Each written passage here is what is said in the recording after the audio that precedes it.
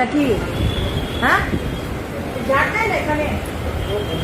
কি অবস্থা এগুলো? এখানে এগুলো বটল করে করে সিরিজ করে কেন এগুলো ঝাড়বে? কেন কোথায় গেলে? আপনি এখানে আসুন। না না, এগুলো থাকবে কেন এখানে? কেন নিচে এরকম করে থাকবে? তারা প্রাইভেট হাসপাতালের সুবিধা নিতে পারে না, সরকারি হাসপাতালে আসতে বাধ্য, তাই জন্য এই অবস্থায় থাকতে হবে, চিকিৎসা করতে হবে। প্লিজ, আমরা এগুলো টলারেট করবো না, এগুলো দেখে নিন আপনি কি অবস্থা এগুলো। কি হবে এখানে? চাদর পরে, গ্লাভস পরে, এগুলো কি? What is this? আপনি এখনই বলুন। হ্যাঁ, এখনই বলুন।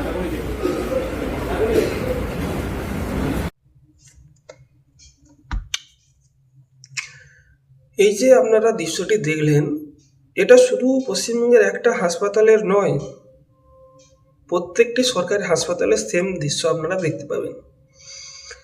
পশ্চিমবঙ্গের স্বাস্থ্য ব্যবস্থা এতটাই পরিমাণে বেকার হয়ে গিয়েছে, দুর্নীতিগ্রস্ত হয়ে গিয়েছে, যেখানে চিকিৎসার নামে সম্পূর্ণ ভাঁওতাবাজি চলছে।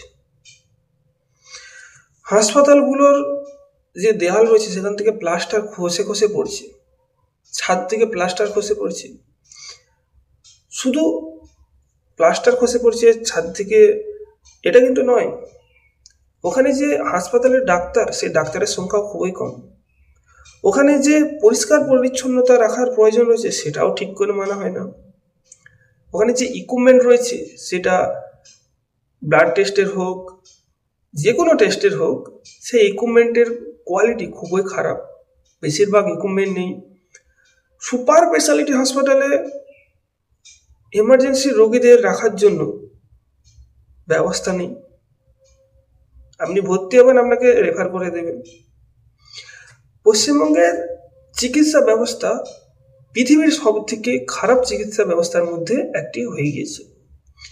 বহু পশ্চিমবঙ্গের মানুষ চিকিৎসা করার জন্য উড়িষ্যা, কটক যেয়ে থাকে। কেন? কি কারণে? কারণ হচ্ছে একটাই, পশ্চিমবঙ্গের চিকিৎসা ব্যবস্থা খুবই খারাপ। আপনি হাসপাতালে যাবেন, ঘন্টার পর ঘন্টা আপনাকে লাইন দিতে হবে। আপনি ডাক্তারবাবুর কাছে পৌঁছবেন, ডাক্তারবাবুকে আপনি আপনার রোগের কথা বলতে পারবেন না, ডাক্তারবাবু আপনাকে প্রেসক্রিপশন করে দেবে। আমার নিজের সাথে একটা ঘটনা ঘটেছে। আমি সরকারি একটা হাসপাতালে গিয়েছিলাম। আমি বললাম যে আমার সর্দি হয়েছে এবং গলা ব্যথা করছে। ওই ডাক্তারবাবু আমাকে প্যারাসিটামল দিয়ে ঘর পাঠিয়ে দিল। প্যারাসিটামল দিয়ে। আমি ওনাকে বললাম যে আমাকে অ্যান্টিবায়োটিক দিন, অনেক দিন ধরে সমস্যাটা হচ্ছে। কথা শুনলো না আমার। পরবর্তী সময় আমাকে আবার প্রাইভেট ডাক্তার দেখিয়ে ওখান থেকে অ্যান্টিবায়োটিক নিয়ে ওষুধ নিয়ে আমার সমস্যাটা সমাধান হয়েছে। তাহলে একজন মানুষ কেন একটা সময় নষ্ট করবে সরকারি হাসপাতালে? কেন নষ্ট করবে? সেই কারণে একজন মানুষ প্রাইভেট হাসপাতালে চলে যায়, যেখানে সুবিধা বেশি পাওয়া যায়, ভালো পাওয়া যায়। কিন্তু সেটা আর চলবে না। অগ্নিমিত্রা পাল উনি বলেই দিলেন, এই ধরনের কোনো জিনিস আর চলবে না। সরকার গঠন হয়েছে মাত্র কটা দিন হয়েছে, তাতে যে পরিমাণে ডেভেলপমেন্ট শুরু হয়েছে, আমি তো বলবো পশ্চিমবঙ্গের চেহারা বদলে যাবে। বিগত 5 বছরে চেহারা বদলে যাবে, আপনারা লক্ষ্য করবেন। 5 বছরে পশ্চিমবঙ্গের চেহারা বদলে যাবে, বিশেষ করে চিকিৎসা ব্যবস্থা। আপনি উড়িষ্যাতে চলে যান, শুধু বাঙালি আর বাঙালি। বেঙ্গালোর চলে যান, বাঙালি আর বাঙালি। কেন বাংলার মানুষ যাচ্ছে এত চিকিৎসা করানোর জন্য বাইরের রাজ্যে? কারণ পশ্চিমবঙ্গে ডাক্তার নেই, ইনফ্রাস্ট্রাকচার নেই, আর যেখানে আছে সেখানে কারাপশনে ভরে গেছে, দুর্নীতিতে ভরে গেছে। আপনি একটা ডাক্তার দেখাবেন সরকারি, আপনাকে বলা হবে দাদা 100 টাকা দিন, আপনাকে সামনে দাঁড় করিয়ে দেবো, আপনি সামনে লাইনটা পেয়ে যাবেন, তাড়াতাড়ি ডাক্তারটা দেখিয়ে দেবেন। কেন হবে ভাই? কেন হবে?